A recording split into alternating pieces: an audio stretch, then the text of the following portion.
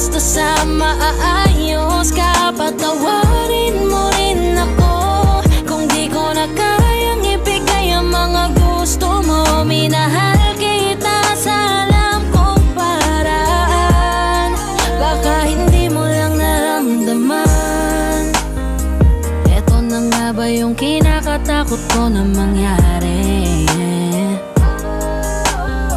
Masyado lang ako siguro sa iyong nakampante. Akala ko ayos lang,